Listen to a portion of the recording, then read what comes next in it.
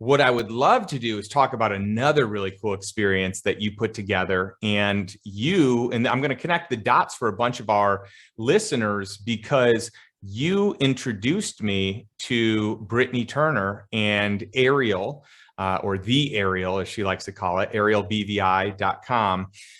Just an incredible, just oasis and amazing place.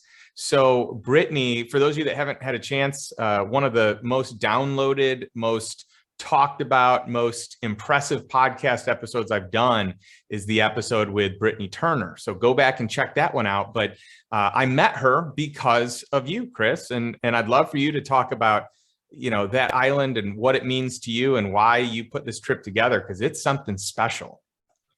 So I'll back it up a notch. Britnie Faith Turner is an exceptional human being.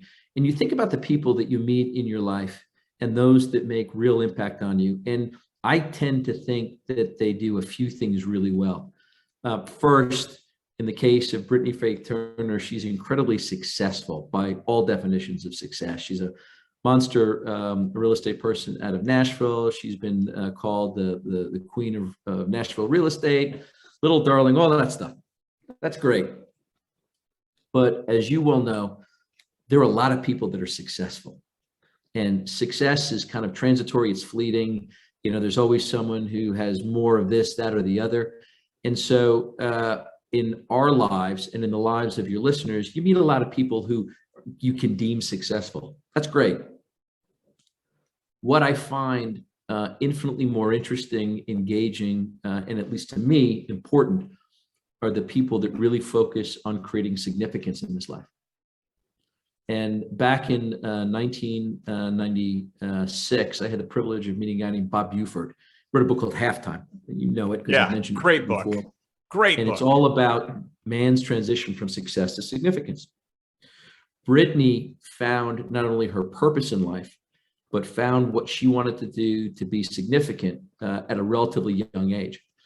And as you well know, the purpose of Ariel BVI, which is an island that she owns in the British Virgin Islands, is less about, again, creating a boondoggle and a vacation spot.